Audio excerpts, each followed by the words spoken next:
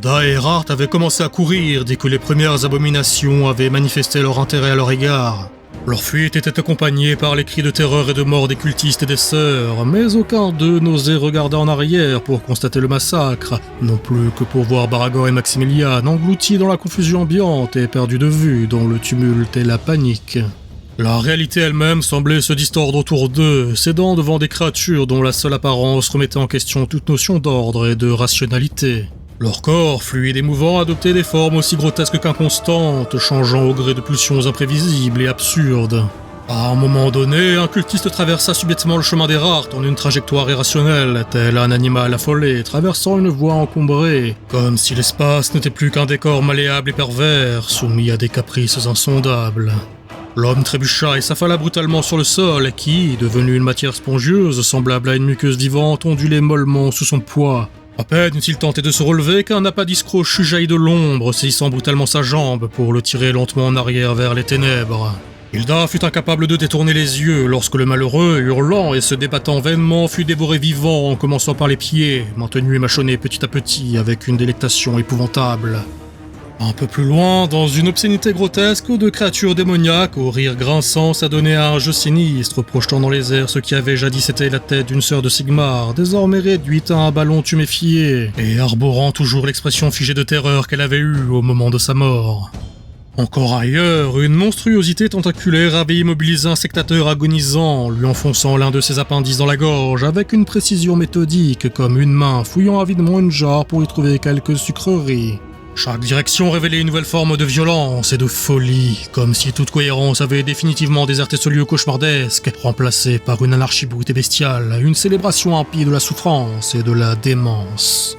Magdalena avait crié des ordres aux survivantes ainsi que des prières à son dieu tutélaire, mais rapidement ses invectives se turent, ne rencontrant aucune oreille pour les ouïr. Sa masse sanctifiée traçait des arcs lumineux dans l'obscurité, repoussant les démons avec une efficacité redoutable, leur infligeant des blessures qui leur auraient été fatales en tout autre lieu.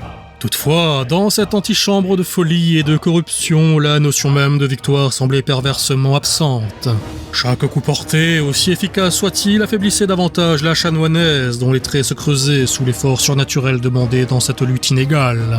Plus elle résistait, plus l'appétit cruel et insatiable des monstres semblait s'attiser, faisant d'elle le nouveau point focal de leur implacable convoitise.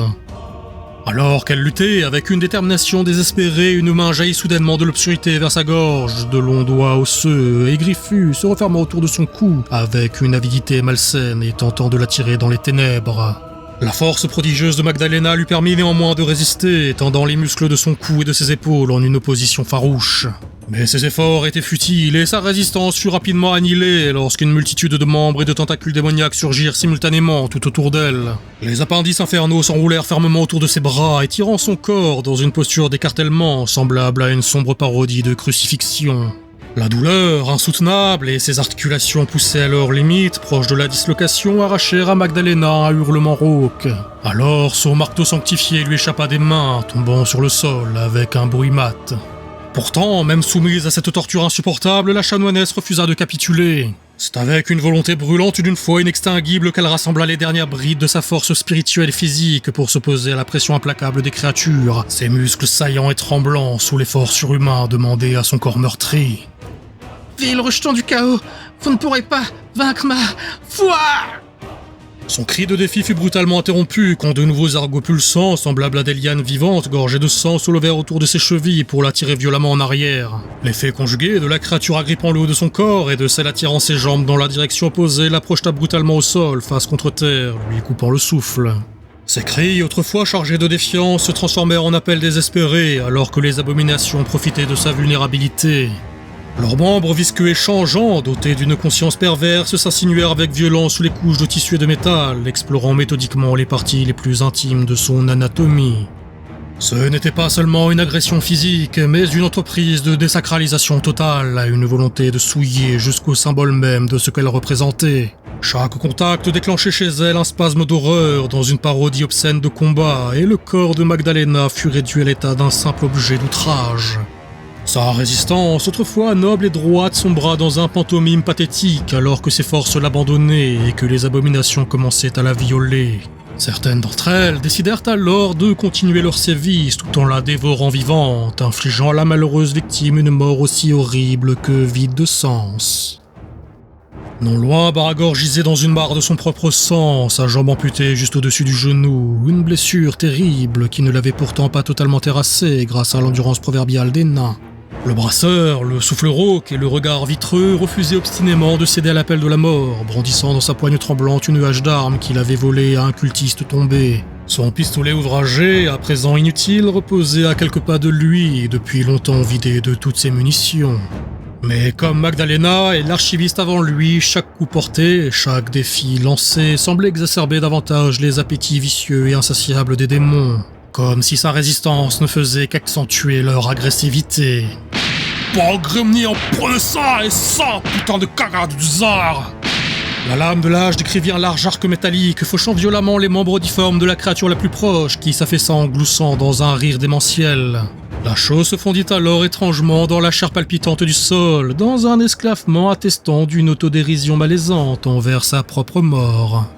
Une autre monstruosité viscérale fut proprement fendue en deux par le coup suivant, et ces fluides écarlates chargés d'autres substances innommables éclaboussèrent Baragor, maculant sa barbe et son visage de souillure répugnante. Fada, Umgi, où vous êtes? Crevez contre de vous! Un autre flot de substance noirâtre et visqueuse jaillit d'une créature tranchée et vint frapper le visage de Baragor avec une précision cruelle. Le nain poussa un cri de douleur terrible et inhabituel chez lui, tandis que la substance corrosive commençait à dévorer ses chairs et que les démons l'ensevelissaient sous leur masse difforme. En dépit des hurlements et des massacres, l'orbe du démon restait là, suspendu au-dessus du carnage, palpitant dans une sérénité obscène. Il imposait sa présence silencieuse comme un noyau de chaos pur, distordant l'espace autour de lui en une parodie blasphématoire de la réalité. Il était le cœur battant d'un monde renversé, là où la raison se disloquait, là où la logique devenait supplice. Près de ce qui avait été l'hôtel, l'abomination, qui se nommait autrefois Léopold von Steinhausen, émergea lentement des restes de sa dépouille torturée.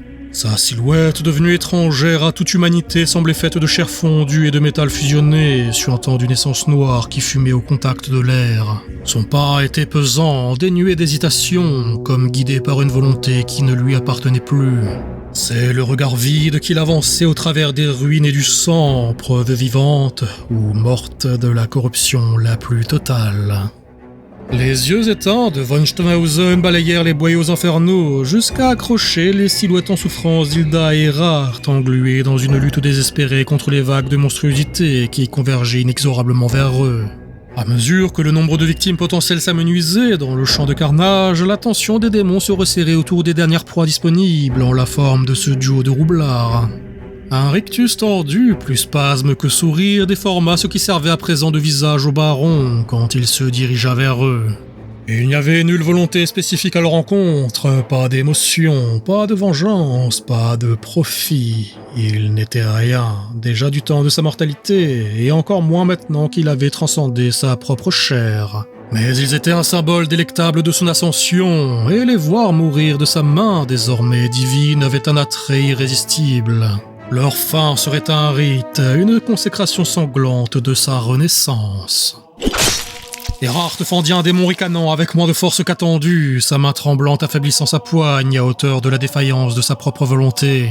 Hilda, au contraire, à ses côtés, luttait becs et ongles avec une détermination qui forçait l'admiration. Il avait toujours éprouvé un profond respect pour la résilience et l'opiniâtreté de cette femme qu'il avait jadis sauvée sur ce champ de bataille en Kislev, à la fois si proche et si lointain de celui-ci. Un respect qui s'était changé en loyauté et en reconnaissance avec le temps. 10 années, et l'adolescente qu'elle fut était devenue une femme à la force indéniable et au comportement bien trempé, nécessitant souvent d'être canalisé. Son parfait opposé, lui qui au fil des années avait à la fois perdu de sa force et de sa bravade, portant en lui les traumas du passé, comme autant de chaînes à traîner dans son sillage. Il comprit alors que depuis toutes ces années, il n'avait vécu qu'à travers elle. Si cela n'avait été pour elle, pour la soutenir, pour rembourser sa dette, sans doute aurait-il laissé la mort l'emporter depuis longtemps. Mais le destin l'avait affublé d'une raison de vivre, à moitié contre sa volonté, et aujourd'hui, alors que la mort semblait de plus en plus inévitable, il se rendait finalement compte que, malgré l'adversité, malgré les épreuves, malgré la souffrance, il avait été heureux. Erhardt bougea sans réfléchir quand l'arme baroque de von Steinhausen s'abattit sur Hilda dans son angle mort. Ses os craquèrent et ses muscles se déchirèrent sous la force de l'impact, mais pour la première fois depuis ce jour, pour la première fois depuis qu'il avait acquis cette cicatrice qui lacérait son visage et son torse, il ne tremblait plus. Et il cracha un filet de sang quand son genou ploya sous lui, au moment où le démon nouveau-né retirait son arme dans une posture de surprise non feinte. Hilda se retourna, poussée par un instinct d'alerte qui dépassait la raison, et ce qu'elle vit la pétrifia. Pendant une fraction de seconde, le monde sembla suspendu, comme si le temps lui-même se refusait à enregistrer l'événement. Erhardt! Les yeux de la jeune femme s'écarquillèrent et sa peau blêmit de stupeur et d'incrédulité devant le corps brisé d'Erhardt quand celui-ci s'effondra en avant, le son de sa chute couvert par un nouveau cri d'Hilda au milieu des ténèbres.